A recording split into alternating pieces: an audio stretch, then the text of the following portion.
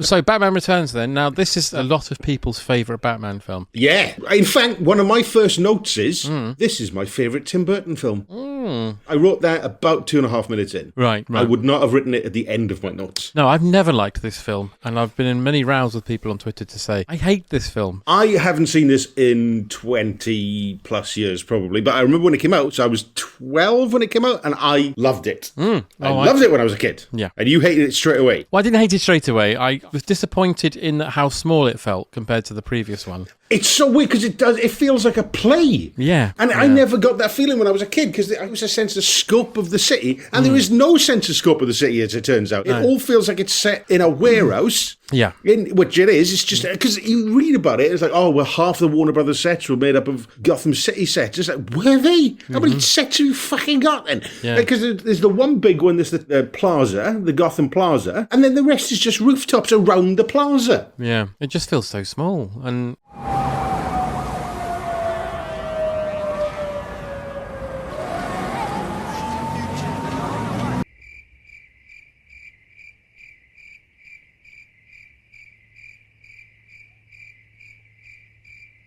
I'll say this, in its defence, it looks really good. The cinematography is great. A lot of the performances are fantastic. Yeah. The problem really is the script and the direction. yeah, because Sam Hamm had written a sequel which was about the Penguin and Catwoman looking for buried treasure. Tim Burton didn't like that, so he brought in Daniel Walters, who'd just written Heathers. Yeah. And he came up with the plot that we get now. The plot, I don't necessarily have a problem with. The problem is the logic of this film is stupid in the way that, like, the Batman Adam West series was stupid. Exactly. But you forgive it in that because it's a big, stupid sitcom, essentially.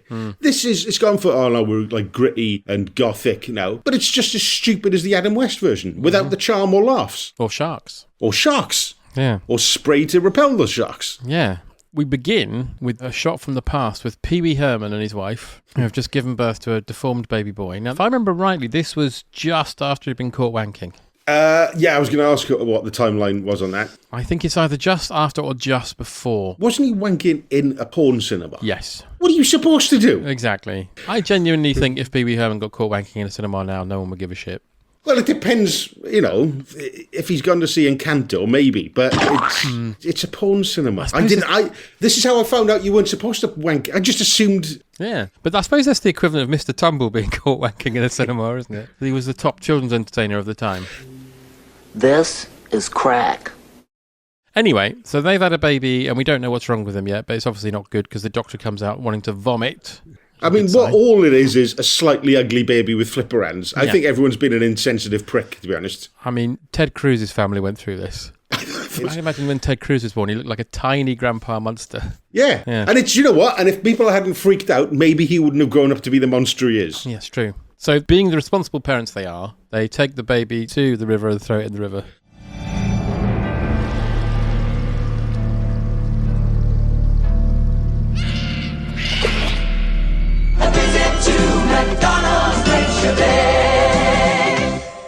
So he goes down into the sewers, and apparently the sewers are, first of all, massive. Yeah. Not full of shit. Not full of shit. It's very clean water, but very well lit. Yeah. And apparently they lead directly to an old ice-themed theme park. Sort of zoo, but the Arctic version bit of the zoo. Yeah. What it should be, really, is he should be raised by a family of turds. I mean, it is a coincidence that he looks a bit like a penguin and is raised. I mean, also, how many urban centres have forgotten penguins living in them? I don't know now. It makes me question everything. I mean, there's a few. I know there's a bunch in Neath, but other than that. But again, that duality of somebody who's been sort of wronged and has that sort of split human animal, and sort of using the animal motif. And then I started to get excited about it. I wonder who he was with at this point, because Tim Burton's he goes out with people he works with, doesn't he? 1992. For years he was with that Lisa Marie, and then he got up with Helena Bonham Carter. Yeah. With her for years, and now I think he's with Eva Green. He is, yeah. That's disgusting. Is it? Yeah. Because he's old, not because it's Eva Green. Well, a bit of both. Eva Green's great. She is great, but what's she doing? Why is she's got a paucity of ambition, that's all I'm saying. I don't know, yeah. I think he's got a swagger to him, maybe, Tim Burton. A swagger? All right, that's the wrong word. He gives the impression of being a tortured genius, and birds like that. Yeah, it's true. He was also raised in the sewers by a pen. I'd fucking believe that, or just an old wig. I want to know something, by the way, because his carriage floats all the way through the sewer with no shit, ends up with some penguins, and the penguins look at him, and I'm thinking, how are they going to get him out of there? How are they going to make him? He's still 1 year old. He still needs formula feeding. You can't just give that baby a raw fish and expect him to grow up to look normal. He's certainly not going to be the fat fucker that he is in this film. No. He's going to be wasted away. But there's a big belt across the front, and they've got no opposable thumbs or hands. They've got flippers. Well, you say that, but I was watching it again, not to skip to the exact end, but when they are dragging him into the water, I was watching it going, they're not even touching that thing. There's clearly stagehands pulling Danny DeVito's dead body down, because it's not like the penguins have given him a grip and are yanking him down the slide. Sounds a bit rude. Well, if I was Danny DeVito, I'd say secretly, when I die, I want this to happen without anyone knowing. All right, so well, turn up to my funeral. Why is his funeral at the Lido?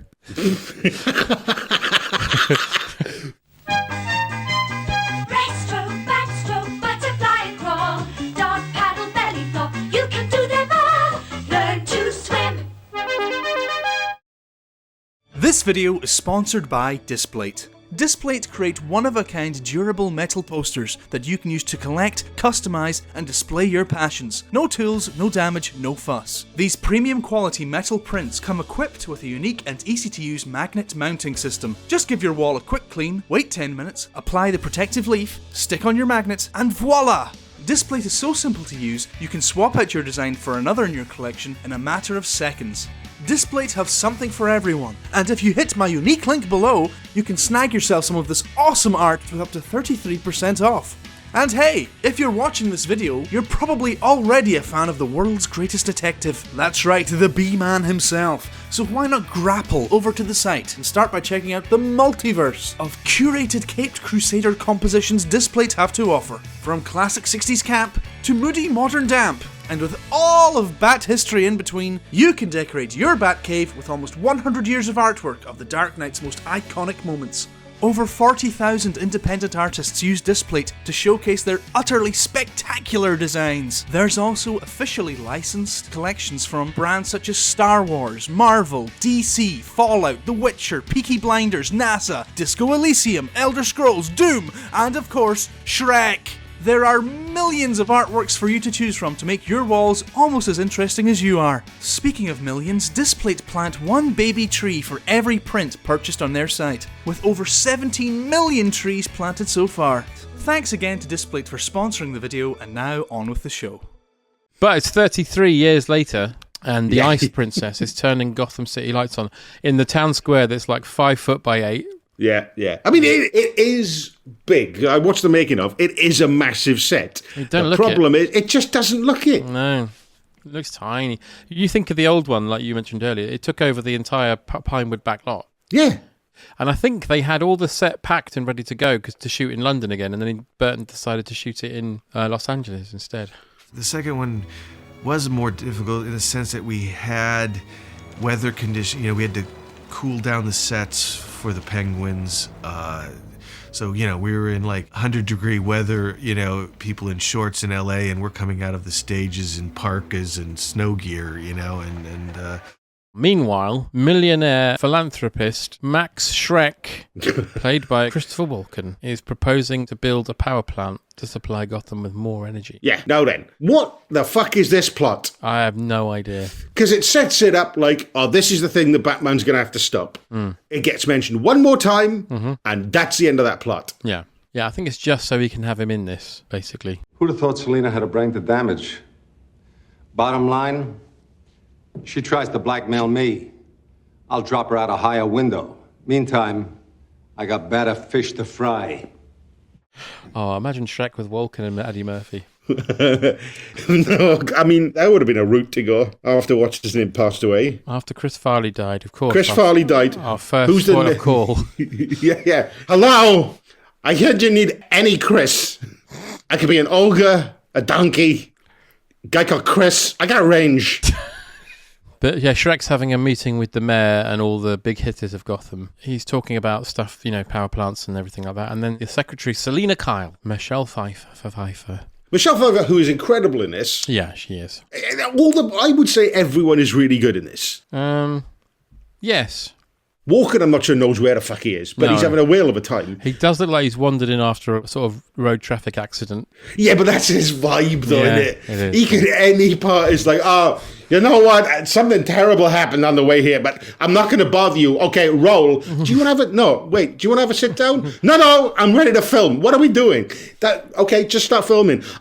Give me a wig. That wig is awful, isn't it? Oh, yeah, but I like that because I was looking at it going, I'll be frank with you. I was watching it because he's got that sort of, it's not pinstripe. It is very thick, black and grey. He looks like a banker from a 30s movie. Or you say a gangster. Like, actually, he doesn't look like a gangster. He looks like a gangster's accountant. But anyway, but I was looking at it going, I wonder if I could swing that look. You probably could. I don't think I could. I think he looks fantastic in this, but he does look like he is in a film from the 30s. I mean, I'd argue that you don't really need him in this film. I would There's too argue many that baddies as it is. he should be in every film, is my feeling. I mean, that is true. The tricky thing is, if your plot is going to be the Penguin runs for mayor, I feel he does need an in. He can't come out the sewers and say, I hope I can count on your vote. It's like, oh God, no. What are you? You need somebody going, trust me, he's good. He got some good ideas. Trust me, look at my hair.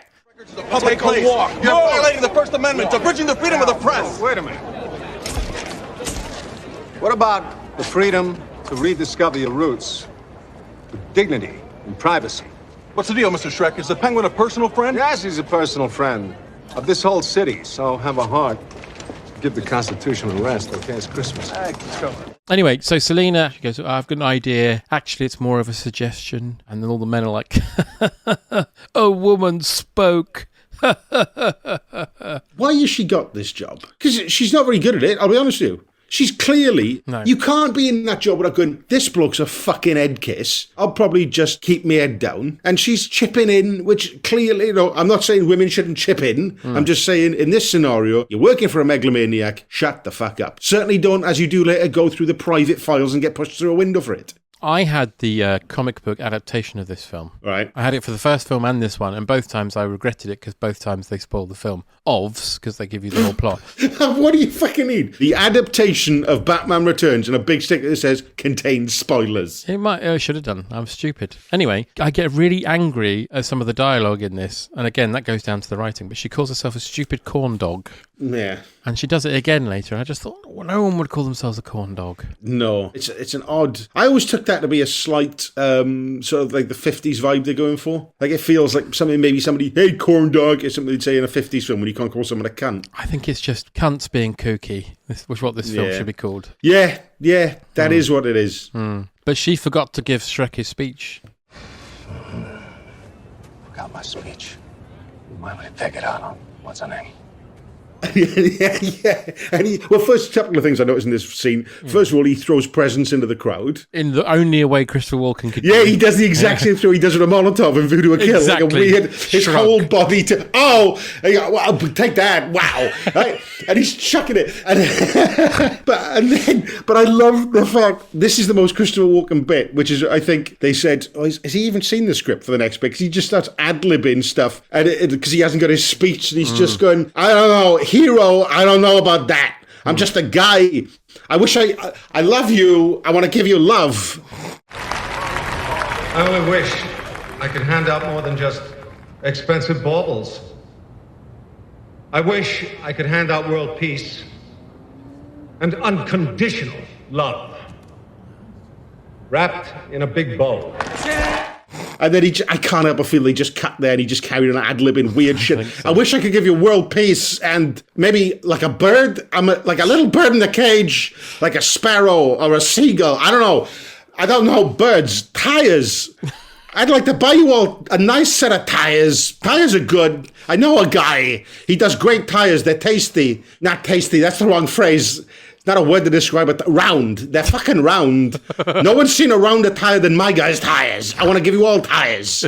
And they were like, okay, cut.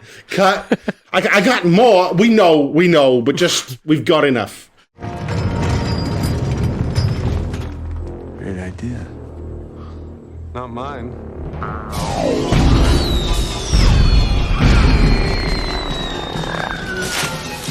And then the Red Triangle gang attack during the speech. And these can fuck right off. Yeah, okay. I put, as soon as you see this fucking gang, you know Tim Burton was given full control of this film. Oh, God, yeah. All spirals and Day of the Dead skull things. And devils and blokes with leotards on. The problem is, at this point, because this really is, well, no, I guess Edward Scissorhands was the year before, his visual style hadn't become the ornate cliche that it totally is now. So it was sort of, it didn't feel as bad back then. We thought, oh, that looks quite cool. And then he was like, oh, do you think it's cool enough to do 15 more times? Not really. Well, I'm gonna. All right, then. So now we get the very stupid bat signal system. Oh, fuck me. I never realised how stupid this was. So stupid. So the bat signal shines, right, across the city, and then somehow there's a sensor on his fucking house that turns on its own bat signals that points through a window. What if he's having a shit or something, or he's in the bath? What if any of the neighbours go, what the fuck is that on the roof? First of all, how did the council give you planning permission for that? Yeah.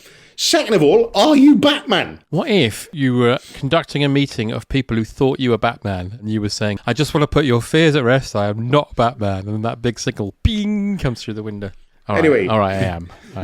Who put that? I think the guy who owned it before me was Batman. Yeah, I've only lived here for about a week. Yeah. I'm thinking of taking those down, if anything. I think I will. Yeah, but he turns up on this tiny 5x8 street in his car and fires discs at people on motorbikes, and then he does this thing which doesn't make any sense, where his car stops and then a plunger comes down and rotates it like a train. Yeah, it's like, that is so sort of... Imagine being his driving instructor going, okay, well, now we're going to learn fairly important manoeuvre, the three-point turn. No. What? I'm not doing it. Oh, fucking hell. You've got to, otherwise you're not going to pass. I got this button. All right, well, not all cars have that button. Imagine if you get stuck in an alley, right, and you're not in this, right, you're not in the Batmobile, you're in a fucking Corsa.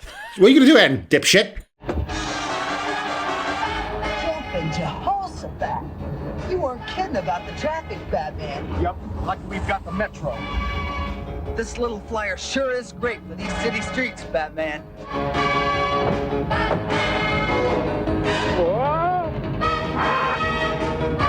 Curse him, Batman! Gotcha, Penguin. When you've got to pick up a penguin, Metro gets you going.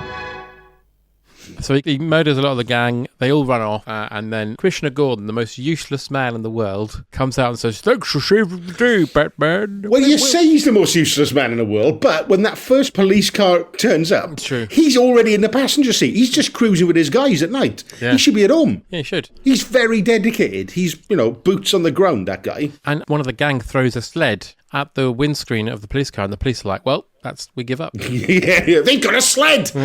Haven't you seen Citizen Kane? These things kill a bite.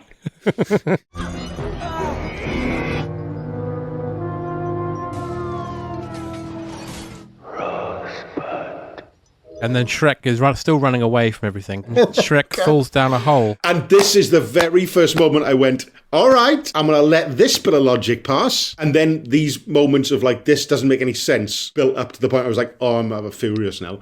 So he's getting away from everything. Somehow the Penguin knows exactly where he is. Yeah. Somehow Christopher Walken's decided to stand on a loose grate that Penguin apparently has a switch for. And he falls down into the sewers. But everything has to come together, otherwise this moment, the whole film doesn't happen. If Christopher Walken just runs to a taxi and says, take me home, this film doesn't happen. Luckily, he stands on the exact grate that he is required to stand on in order to meet the Penguin. Now, I like to think this is how Trump met Giuliani.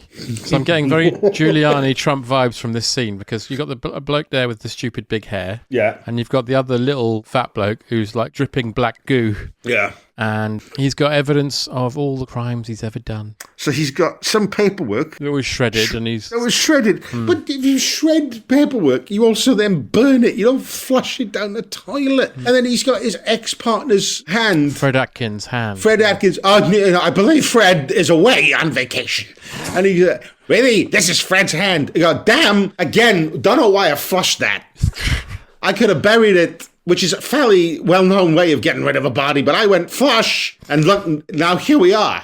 I think Max probably didn't have a lot of education, and that he sort of made his own way, I think that Max and the Penguin, for their own reasons, enjoy each other's company. Probably because when you're like that, there aren't that many people you can talk to. You're really beautiful. Oh, thank you. Maybe you could tell me what you think of this set.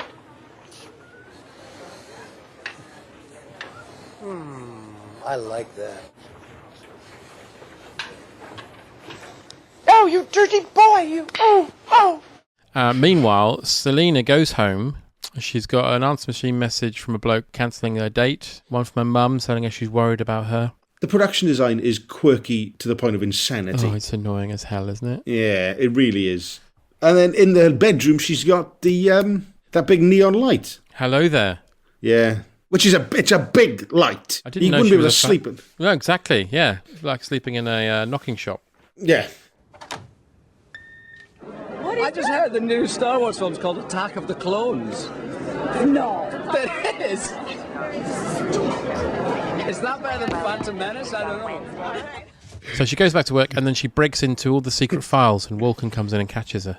I liked it when she says, and I even went into the secret files, and he goes, how industrious. And I even opened the protected files. And How industrious. Yeah, how industrious, fucking dumb. And as she said, she knew the password. She guessed it would be the name of his chihuahua, Geraldo, which does make me laugh. Yeah. But Max Schreck had a chihuahua called Geraldo. I think Christopher Walken brought that in. I'm just going to put this anywhere. Oh, all right. It doesn't really fit with the rest of the set. Shut up. You read my fucking contract. I bring my stuffed chihuahua with me everywhere. Otherwise, you don't get Chris. Also, I don't understand Catwoman's origin story at all. Never have. She falls a great height onto the ground. Mm-hmm. I mean, bearing in mind the awnings have probably broken her fall slightly, but even so, probably they look like they break her neck. Because actually, that's got a cool shot that follows her down to the ground. It is. And her head goes boom, boom, boom at the same time as the awnings, which it's easy with CGI, but that I can't help but go, God, imagine having to time that just right as the model maker. They like that effect because they use it again later with the Ice Princess, don't they? Well, I mean, as soon as they figured out how to do it once, it's like, that cost a lot. And that took a lot of time. We're doing that again. Mm. Huh? Huh?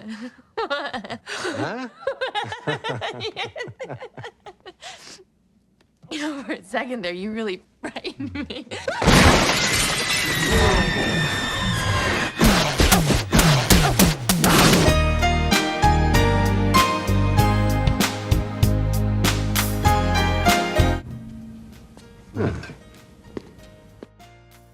But yeah, so she lands on the floor, and I think we can both agree she'd probably be dead.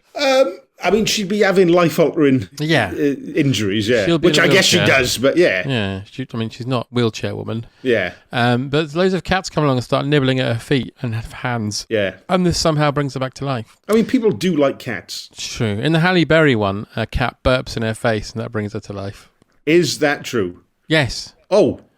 It kind of releases this gas, which she breathes in and it turns her into Catwoman. I've never seen that film. This one I feel we should do one time. Yeah, I think we should. Please. No, really, I'm late for work. I'm sorry. I shouldn't even... You should come back anytime. I'm always here.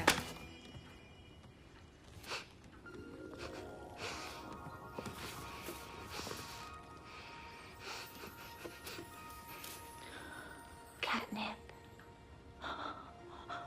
But yeah, all these cats nibble her to life. And then after that, she's like, I'm Catwoman and I'm really strong and I can do backflips. How does that work? Yeah, I mean, I'll tell you one thing you're not doing straight after falling off a building is backflips. No, it's like Christopher Reeve getting up and going, I'm Horseman. So she goes home and then does what anyone does after they've had an internal injury, which is to stuff all of your cuddly toys down the garbage disposal and turn it on. What is interesting is that she doesn't go completely mental straight away. There is a moment earlier that we didn't really talk about where you see that there's an edge to it, because when Batman knocks out that bloke who's got hold of her, she grabs his taser and just for fun tases him a couple of times. You can see that she's actually enjoying it. So I think she's already basically a nutter. Yeah, true. I mean, there's an edge to her, at least. Well, you know there's an edge because she knocks out the O and the T from Hello There, and now it says Hell Here. Oh, God. Oh, she turns into a goth. Yeah. She puts on Sisters of Mercy and makes something out of a coat. They set up a thing where the mayor's baby gets taken by one of the Red Triangle gang, and then the Penguin brings the baby to the surface. Right. This is my worst part of the movie. Okay. It doesn't make any sense, even in the physical world of this film. The circus clown freak guy grabs the baby, jumps down the sewer hole, hands the baby to the Penguin. The Penguin is already in a large rubber duck, which is on a cherry picker, and that starts going up, right? The head of the duck is way above the Penguin's head level, but he appears out of the hole like he's just on a flat surface, but he's on a duck. So where's the duck's head? There should have been a duck's head coming through the pavement, like, and then he comes up. That would have made more sense and be more interesting. It's just like, oh, where's the duck's head gone? Oh, we're not going to question it. In fact, the whole duck is there, because he comes up like, you know in pantomimes when the genie appears? Yeah. It looks like that. And the genie is on a flat surface. There's a massive duck that they're not explaining where the fuck has gone. And it's just the first bit of this film where you go, that's quite shoddy. Tim Burton's gone, fuck the audience, they won't notice little things like that. There's There's a million little things like that, and it's so disrespectful. Imagine if the Penguin, after all this political machinations of, save the mayor's baby, imagine he came up and forgotten that he had his knob out. I've saved the baby. Oh, God, put your knob away. Oh, shit. Oh, that would have gone really... Did everyone get a picture of that? You did you? Oh, dear God. I have a feeling, at best, I can hope for now, is that you remember both that I saved the baby and I had my knob out. But I don't think there's any chance that you're going to more remember the baby thing, is there? No. I'm going to go back in the hole. Bye. And he just doesn't even unzip. Doesn't even zip back up. He's just like, might as well leave it out now. Okay, so then he says he's going to find out who his parents are. So he goes to the Hall of Records, and Bruce is watching it at home, and he's like, I don't like this bloke. No, he does like him at this point. Does he? Doesn't he look up the Red Triangle Gang? Yeah, but he doesn't know he's involved. Oh, yeah. I think Alfred says, what are you watching? And he goes, this bloke with his cock out is asking where his dad is. I hope he finds him. Hope he doesn't catch his death of cold as well. Yeah, looks cold. It's like a tiny meat sporran. He looks in the Hall of Records about his parents. He then goes... He drives past the Hall of Records. Yeah, while he's in there. He's just cruising. We don't see any other cars. Right. Oh, that's the other thing that annoys me. Again, we're in a major urban area, and you see Batman driving past the Hall of Records, and the snow has the fake snow has literally just been sprayed because his tracks are the only ones there. Yeah. And it's just it's these little things that make it feel like a set, and it's just completely fake and little. Yeah.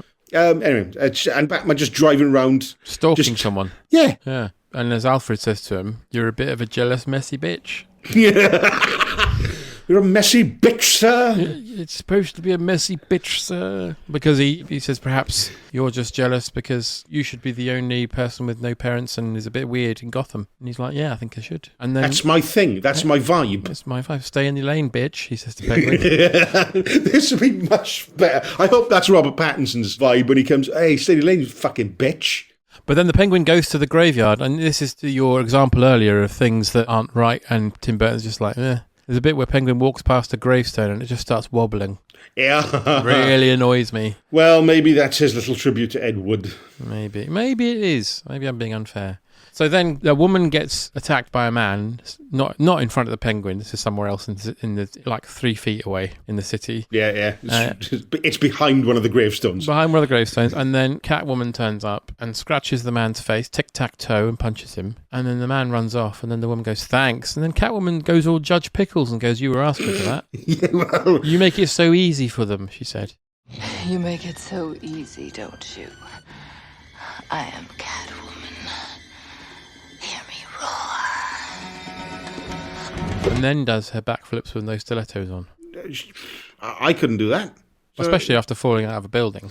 Especially with heels on, I can barely do anything. Tell you what, if I fell out of my back door onto the floor, I'd really hurt myself. So never mind out of 3 flights. I'm going to say this. I am not in as good shape as Michelle Pfeiffer is in this film. Oh, don't put yourself down. No. I got a couple of weeks training before I get there. All but right. The other week, I pulled my back changing gears in the car. Right? Yeah. And I'm thinking, me changing the gears in the car is my equivalent of Michelle Pfeiffer falling off a building. I think you're right, yeah.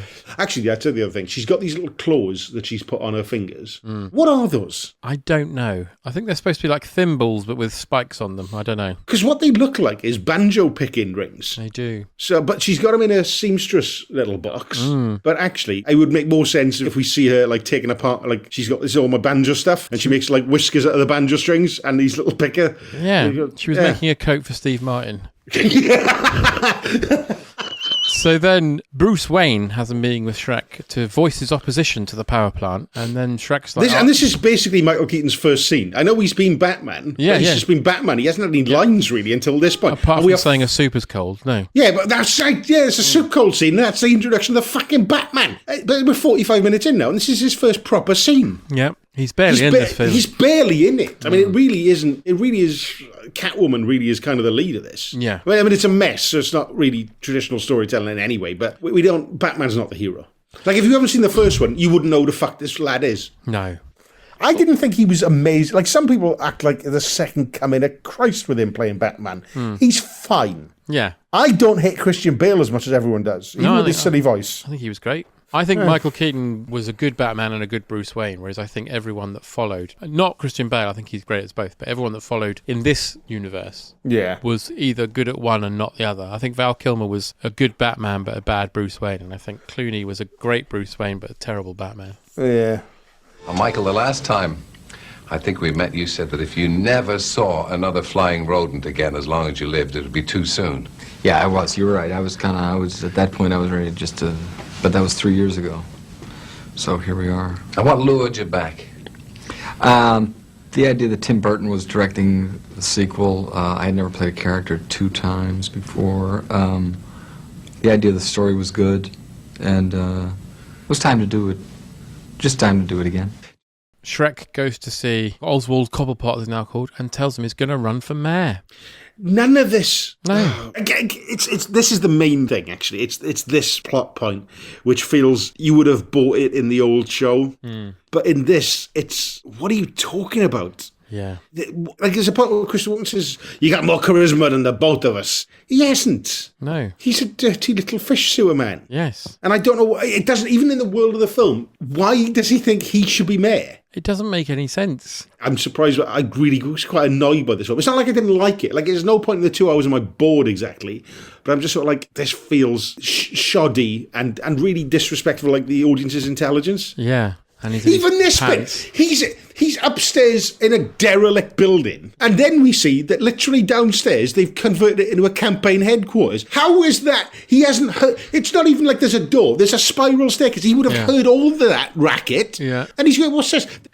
Everyone downstairs are going to be able to smell him upstairs. I'll tell you that as well. Yeah, Jesus Christ. Can you imagine his smell? He must stink. God, imagine Walken going up. There's a scene where Shrek goes up the stairs and just smells like stale fucking shit and fish. Wow. Just pulling off his wig and being sick into it.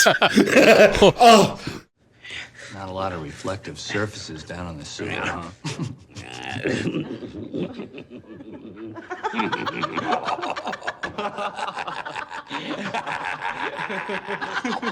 And then, in a children's film, the penguin says, could be worse, my nose could be spewing blood. And everyone, I do like how this scene plays out, and everyone's laughing. Gushing blood, sorry. Gushing blood. Yeah. And he goes, what do you mean by gushing blood? and I actually love how this plays out. Yeah. This feels like it's edgier version of the 60s one here. Like, this is sort of a funny scene, because they've gone to the trouble of hiring comics to do it, which helps. I'm Jen. Hi. Okay, let's see. What I'd like to do first is to put these little glove thingies on you. Our research tells us that voters like fingers. And I should reiterate the point that one of the complaints they got of this film was the fact that McDonald's had made a Happy Meal film, and there's a bit in this where the penguin bites a man's nose and blood squirts out, which they should have done with the ketchup or something, just to incorporate it. Yeah. I quite like adverts for burgers where the ketchup squeezes out. They could have just superimposed a burger over that guy's nose and said, McDonald's. Yeah. McDonald's and Batman this summer. The penguin burger. Yeah. Could have called it the Arctic burger. You could have put like cold lettuce in it. Yeah. A bar of penguin on top. Well, that's a bit much, but carry on. And so much ketchup that when you bite it, it squirts out. Clearly, you should have been the head of McDonald's global marketing when you were 15, but they're probably windows closed now. I think that's probably gone now. Now you can get a Batman car and a McDonald's Happy Meal. There's Catwoman's Coupe, Batman's launching Batmobile, or the Penguin's Roadster. One toy with each Happy Meal you buy. I have a feeling word would get out. I mean, everyone else in the campaign headquarters is like, he's just bitten one of our colleagues' nose off. Yeah. Are we sure we want to put all our efforts behind this guy? Who smells stale farts. Yeah, because remember we were all saying last night, he's dressed like shit, smells like shit, looks like shit. Mm-hmm. And somebody said, is that the campaign slogan? I was like, no. That could work. I mean, yeah, it's the best we got so far. But now he's bitten one of our colleagues' noses off. I'm thinking I might go back to just being a pollster. Yeah, and his knob's out still. And his knob's out! Why is that? And also, why did you put that on the poster? We could have photoshopped that out. Most pictures of campaigns are just from the waist up anyway. Why have we done it from the cock up? Otherwise, no one will recognise him. That's a good point. I mean, yeah, of all the people I've ever done a campaign for, he's the only one I'm going, I'd rather see his cock than his face. Yeah, absolutely. So then the Red Triangle gang start smashing up the town, and then Batman comes, and it's just really boring. There's a bit where he's literally standing in the middle of them, and he picks up a batarang that you can program. That looks fiddly. It looks fiddly. He's holding it for a second. They're only about 3 feet away. While he's programming a batarang, they could rush him and fuck him right up. Yeah. He's like opening DOS and just DOS. He's just, oh God, hang on, give me a sec, guys. I'm going to do a software update, yeah? Right, and then he pushes a button and he throws it and it... And the batarang thing looks fake as shit as well when it's going around with the bird's eye view of it. Yeah, it's the Robin Hood Prince of Thieves shot, isn't it? Yeah. Behind the, yeah. I didn't mean bird's eye. I meant Captain Birdseye. He was a cameraman for a while. Hence bird's eye view. So then Batman kills one of them. He straps the TNT to him and throws him down a hole. That's so funny. Where does the phrase bird's eye view come from? Oh, it's because Captain Birdseye used to be a cameraman. Is that true? Yeah. So then he meets Penguin and he says, admiring your handiwork? Admiring your handiwork. He's surveying the riot scene as a statesman or whatever. Upstanding mayor stuff. And he says, you're not mayor. He goes, yeah, I know I'm not. I know I'm not. Well fucking done, Batman. Fucking Captain Obvious, but yeah. Touring the riot scene. Gravely assessing the devastation. Upstanding mayor stuff. You're not the mayor. Things change. You're not the mayor. Ah, the direct approach. I admire that in a man with a... You're not the mayor. Things change. You're not the mayor. You don't really think... You're not the mayor. And that is actually Michelle Pfeiffer whipping those mannequin heads off. No. So is she actually hitting those heads and they come off? Yes. Right. Cool. The problem is, on camera in the film, it goes too fast and you can't see what she's doing. And it actually just looks like someone's, like a stagehand is pulling the heads off. Yeah, it does. She didn't have to train for that at all. No. What a waste of her time. There's a lot of things in this that are a waste of her time. Getting into that costume. Yeah, she wasn't a fan of that. No, I bet. It took fucking hours, didn't it? It took fucking hours. And then a few years ago, I can't remember, somebody was interviewing and he goes, oh, do you ever put the Catwoman costume on for your husband? And she's like, what the fuck do you think? It took a team of 4. 2 hours to get it every morning. No, I never want to see it again for the rest of my life. It looks really uncomfortable. It looks really like she must have got a yeast infection. I don't want to be like, that's sweaty. Yeah. Ooh. Let's not think about Michelle Pfeiffer's yeast infection. Not at Christmas. Not at Christmas, no.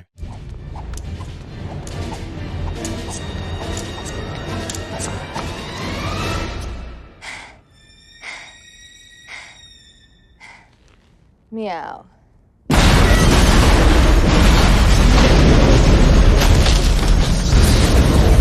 So then her and Batman have a fight, and then he hits her, and she says, how could you? I'm a woman. Oh, well, the first thing that happens is she runs off. Penguin says to Batman, I saw her first. And then he pushes a button on his umbrella, and the cloth bit flies off, and then it becomes a little helicopter, and he steps on it, he flies up. I don't want to complain more, but what is the power source of that helicopter? Also, how do you steer it? How do you steer it? I guess you tilt it. That doesn't look very safe to me. But no, it doesn't look very safe, because he's not like there's a foot bit. I think if you'd have just stepped back and let Penguin do what he liked for a week or two, he'd fucking die in an umbrella helicopter accident. Yeah. I don't think you need to do anything. Just, the Batman just going, I'm going to leave him alone, because this boy's a chancer. Yeah, he's going to fall off a roof at some point and be dead. Yeah. Easily. Actually, if there's any Batman villain who was going to die of an autoerotic asphyxiation accident, it's this Penguin.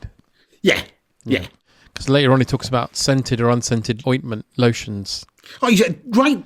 It is dirty weirdly. Little bastard. This is from a time when children's films and adult films weren't quite so clearly delineated. So this was still a 12, but it's still, people running around in capes and silly masks. Yeah. So it's still got a children's film element. I was a kid when I watched it. 12 is a kid. Yeah. But it's the horniest fucking film I've ever seen. A kids movie I've ever seen. Yeah. There's all sorts of connotations going on there, isn't there? Then think of you. Oswald Cobblepot, filling the void. I'd like to fill her void. Teach her my French flipper trick. It's not about power. It's about reaching out to people, touching people, groping people. Just the pussy I've been looking for. Well, I tried to lick her, but they didn't put that in. The penguin is very interested in getting close to that pussycat. Oh. Tone it down, mate. I don't think that would pass now. No as, way. As a line, I don't think that would get through as a 12. Way. And again, this is a Happy Meal film. With that said, somebody did point out yesterday that I'd never noticed that "It's a Real Pussy Wagon" is a line from Grease, and that was on half 2 on BBC One yesterday. So, I don't know. Yeah. Maybe they think it's a little car for cats. If you can't have the word pussy on telly in the daytime, then Are You Being Served's never going to get repeated again. All right, yeah. But it's not quite... You know, when Mrs. Slocum says it, it's not as as when the penguin says, "Just a pussy I'm looking for." If Mrs. Slocum was just like, "I fucking love this bit of pussy," then you'd be like, maybe this has to go on after 9 now.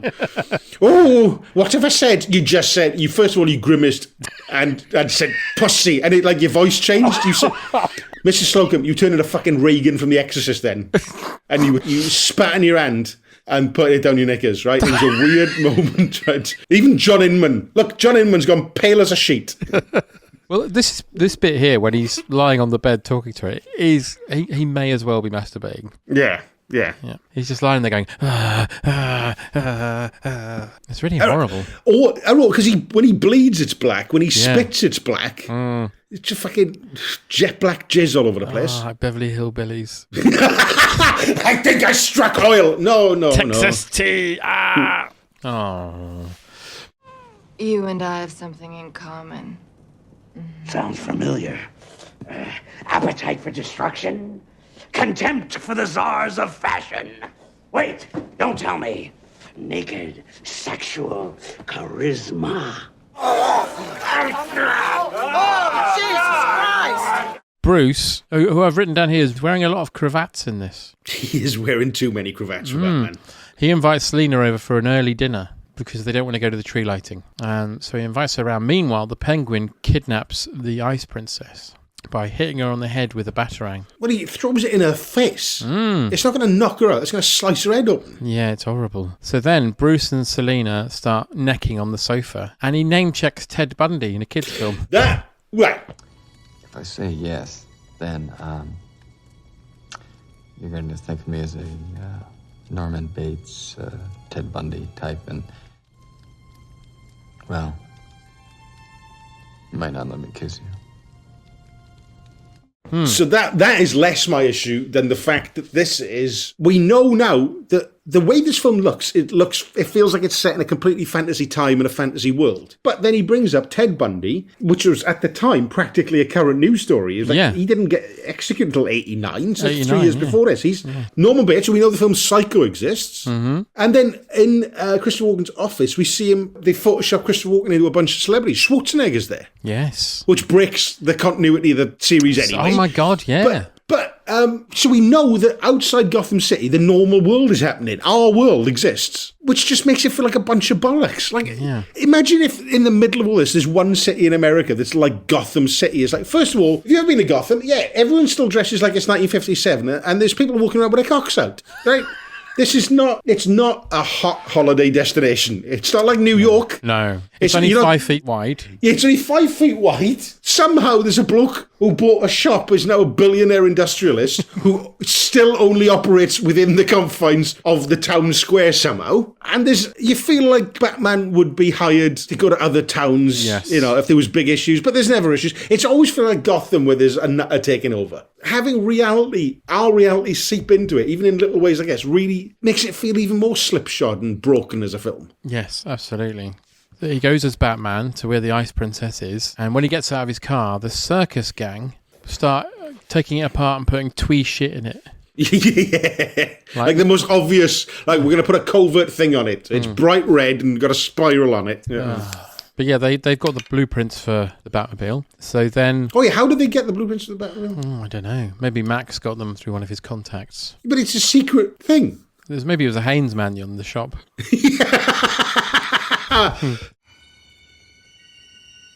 Mistletoe can be deadly if you eat it.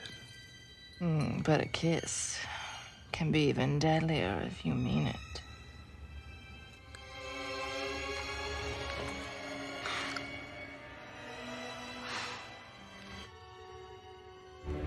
You're not the mayor.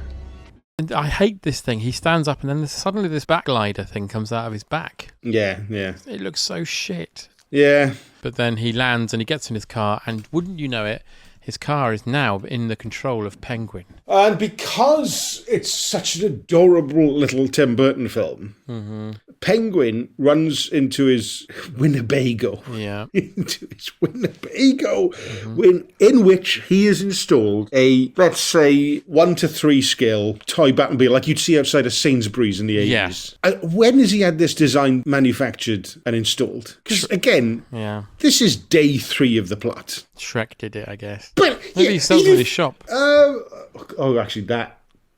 But it's on like it feels like you couldn't get one quick. Like it feels like, here's what I want. We're going to put a remote control on the Batman's car, and I'm going to have my own little Bat car, and I'll control it from that. And somebody should have said, right, on our time scale and budget, we're going to need you to just do it on a computer with a mouse. Okay. It won't look as interesting, but then you're alone in a Winnebago, so who's going to see anyway? Good point. But then he's driving towards a narrow alleyway, but luckily the Batmobile, and I don't know why it would need this, has a function where it turns into a long rocket. Yeah. And he manages to go through the alleyway. Now, how are you steering this rocket thing? Well, it's still got wheels on it, but it's... But they're on a straight line. But the wheels go in, so he's still got 4 wheels, so there must be some give on them. But you're not going to get... His turning circle is going to be for shit in this thing. Yeah, it's terrible. Yeah. So what are we waiting for? Let's consummate our fiendish union. What are you talking about? Oh, please. I wouldn't touch you to scratch you. You lousy minx! I ought to have you spayed! You sent out all the signals! And I don't think I like you anymore! The next day, Oswald Cobblepot is doing a speech as mayor, and Batman tunes into his frequency, Bruce Wayne does, and puts a CD on of him saying, "You gotta admit, I make the stick city like a hop from hell." And then he fucking scratches it like it's a record. You got wiki, wow, wow, Someone West. should have said, that's not how CDs work, mate. No, exactly. You gotta admit, I played this stinking city like a harp from hell! I got a question about you, Mortician. You bang the dead bodies. I imagine stuff like that goes on all the time, right? I mean, I don't give a shit. If I was dead, you bang me all you want. Who cares? Dead body's like a piece of trash. I mean, shove as much shit in there as you want. Right, I don't know how. I don't know which one it is. Fill me up with cream. Turn me into What's going on, you idiot? Make a stew of it. What's the big deal? Bang me, eat me, grind me up into little pieces, throw me in the river. Who gives a shit? You're dead, you're dead. Oh, shit. Is my mic on? Oh, God. No, I don't give a shit. I was dead. You bang me all you want. Who cares? But then he runs away from everybody who starts chasing him, and he jumps back into the water and goes back to the sewer, and then says he renounces his humanity, and he's going to steal... He says, I'm going to take all of Gotham's firstborn. Well, he's been thinking about that for a while because we know he's been, when he was looking up his own name, he was looking up all the firstborn. So this was his at least backup plan all along. He goes, I'll tell you what, if politics doesn't work out, I'm thinking of falling back on child killing. Yeah, I'm going to throw them all in the toxic waste and kill them. I think Thatcher had the same plan, but... nice. Yeah, I think he should have done this announcement in front of 4 Seasons Total Landscape. Yeah.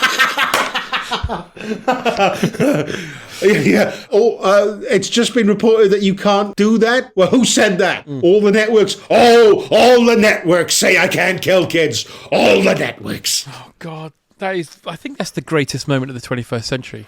So far, yeah. Yeah, definitely. The call for Joe Biden isn't. Who was it called by? Oh my goodness! All the networks. Wow. All the networks. There's then a charity ball hosted by Shrek, not the ogre. And yeah, I think they have to keep saying that on all the invites. Sir, we've had an invite to a charity ball by Shrek.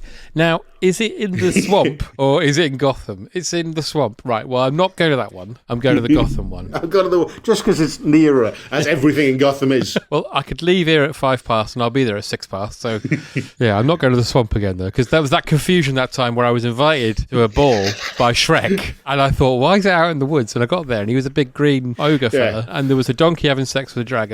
It was really odd. Anyway, so they go to the ball, and then he sees Selena again, and then... He sees Shrek first. Oh, and his turban and his mask. Anyway, I'm going to guess, again, Christopher Walken brought that from home. I love this. Look, it's me, Johnny Carson. Okay, all right, well, that's nobody outside Americans can get that, but fine, you put it on. And he goes, the thing is, Bruce, it doesn't matter who's mayor. And Bruce, I love this moment. Bruce Wayne goes, it matters to me. And Christopher Walken goes, yawn! Yeah, well, you almost made a monster, the mayor of Gotham City. I'm the light of the city, and I am its mean, twisted soul. Does it matter who's mayor? It does to me. Yawn.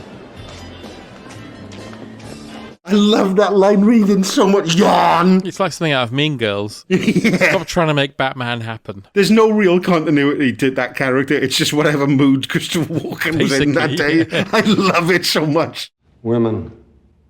Nothing surprises me, Chip. Except your late mother. You know, mistletoe can be deadly if you eat it. You're not the mayor.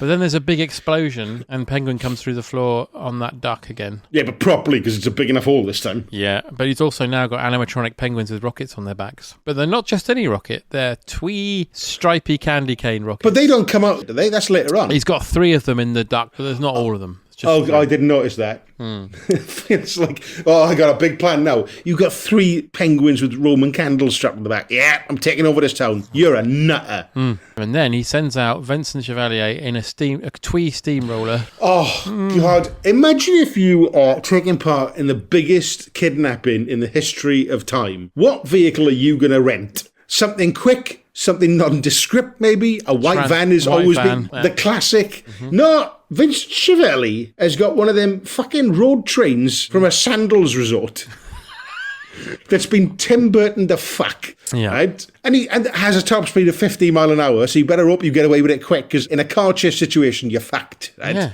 Yeah, someone's going to notice. Because they keep going like, oh, well, we did this while all your parents were partying. Not all your parents. It's literally about 120 people in what looks like a Hyatt. Yeah. And like, we're going to kidnap all the kids. Well, not all the parents. How many people live in Gotham? Because it's about 200 the way it makes sense, yeah. I think there's 6 people in Gotham.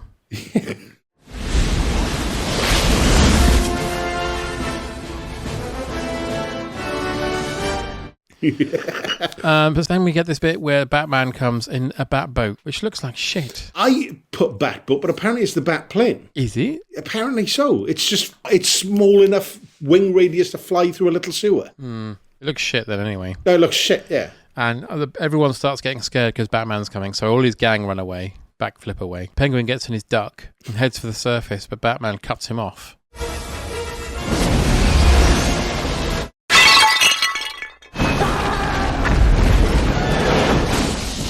And they have a little fight, and then Penguin says to him, you're just jealous because I'm a genuine freak, and you're not. And Batman's comeback is, you might be right. Bazing. Yeah. Your blood, Max. My blood? I gave at the office. A half pint. I'm talking gallons. Let's make a deal. Other than my blood, what can I do for you? Sorry, Max. A die for a die. And then Batman stalks to Selena and says, look, killing people doesn't make anything better. And then the worst continuity error that still annoys me to this day is that Batman's got black makeup around his eyes. Mm-hmm. One shot, then it cuts to the next shot. He's got no makeup around his eyes, and then he tears his mask off. Oh, it annoys me so much.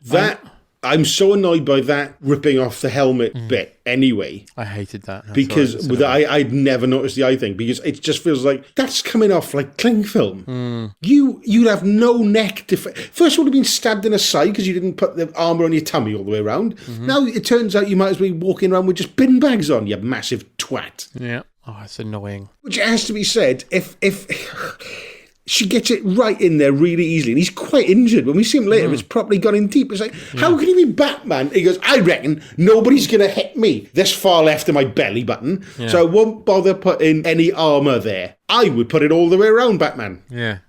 Selina Kyle. You're fired. And Bruce Wayne, why are you dressed up like Batman?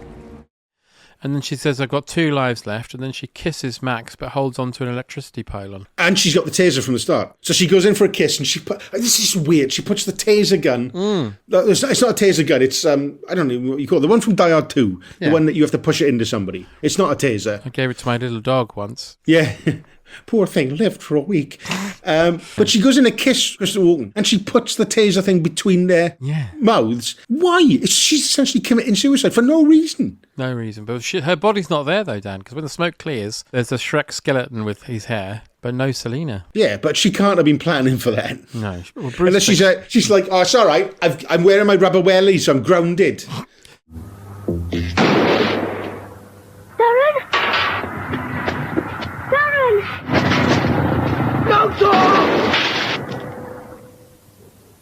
Stay safe. Stay out. Don't take a chance with electricity.